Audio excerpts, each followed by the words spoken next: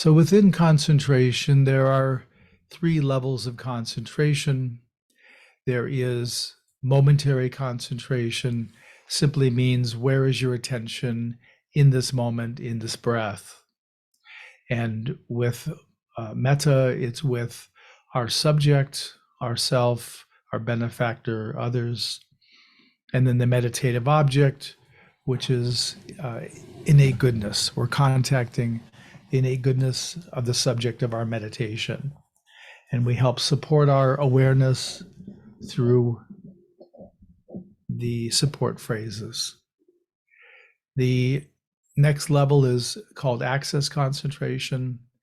And this is believed to begin when we have 10 or 15 minutes of direct contact with our meditative object without significant departure, without a significant escape or um, significant move away from the object. And significant means when all of our attention goes. So we can have part of our attention on the meditative object, and part of our attention can be somewhere else. As long as we're keeping some attention on the object, that counts. And if we find we're 100% gone from the object, then that's when we have, we're not with the object anymore. So that's, we try to come back gently and easily. So with access concentration, there are also benefits that happen that are called the jhana factors. And all of these factors have to be in high presentation for jhana to arise. A jhana is the third level of concentration, which I'll get to in a moment. The jhana factors, they're not emotions.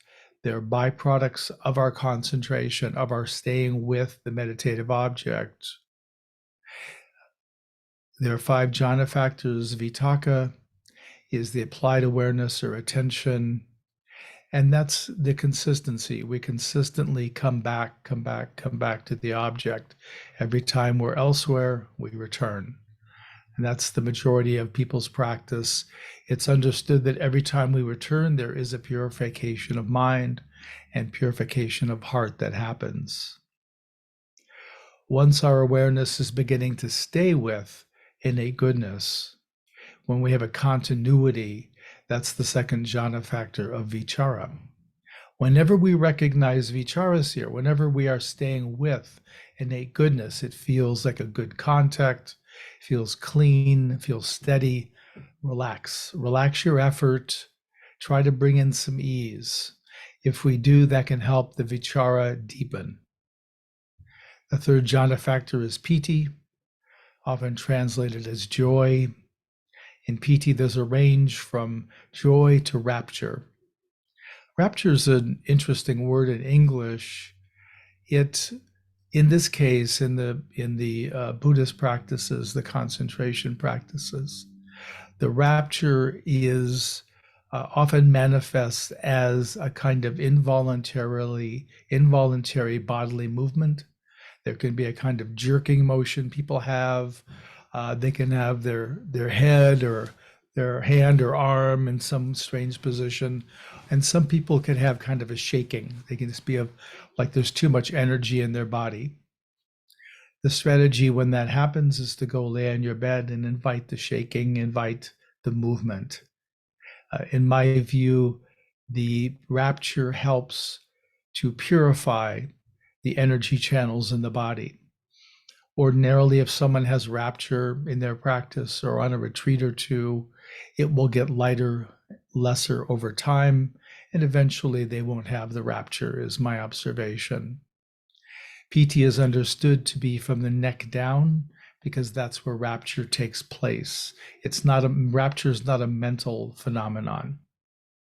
The fourth jhana factor is sukha, which is bliss, and that can be talked about as simply a kind of happiness.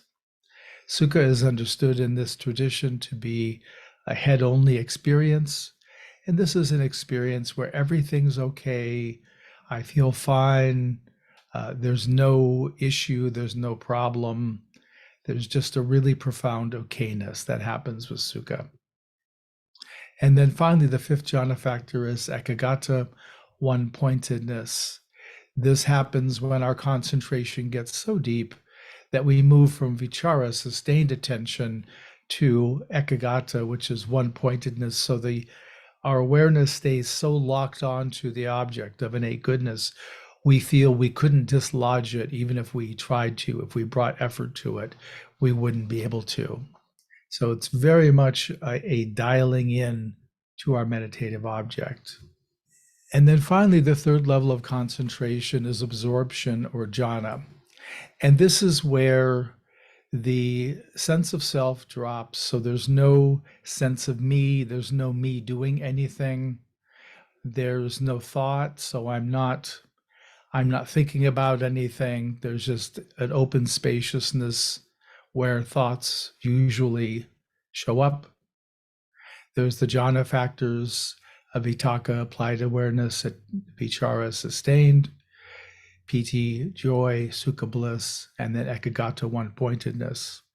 So one of the skillfulnesses with developing concentration meditation is when it's going well, when you feel like you're really on it and it's just naturally unfolding and it's requiring very little personal effort on your part, that's a signal that it's time to relax personal effort. One of the ways I talk about this is it's like we're out in the middle of this lake with a rowboat, and the rowing is the vitaka, the applied attention or awareness. And we're rowing, rowing, rowing. And after a while, we're beginning to feel a kind of effortlessness in our rowing. And in addition to that, we notice that there's a wind developing on this lake. And looking at our boat, we realize there's a folded up sail on the boat. So the relaxing is setting up the sail. It's learning how to set the sail, let the practice begin to take off by itself. And then we move to the rudder of the ship. Rather than rowing, we're simply doing minor course correction when needed to keep the sail full of wind. So just know when it gets to that level of depth and it starts to feel effortless, that's a sign you want to relax your effort. You want to maintain enough clarity on the object, on innate goodness, and on the subject, but you want to relax any doing and just let the practice take off on its own, which it will. And that can develop deeper into access concentration, and potentially jhana can arise. And in jhana, there's full awareness. Again, no sense of me. There's no thought. But there is a flavor of the Brahma Vihara. So in this case, there would be a flavor of metta, of unconditioned love would be present. And in karuna, it would be compassion, tender support, tender loving. So each Brahma Vihara jhana has a different flavor or taste compared to others.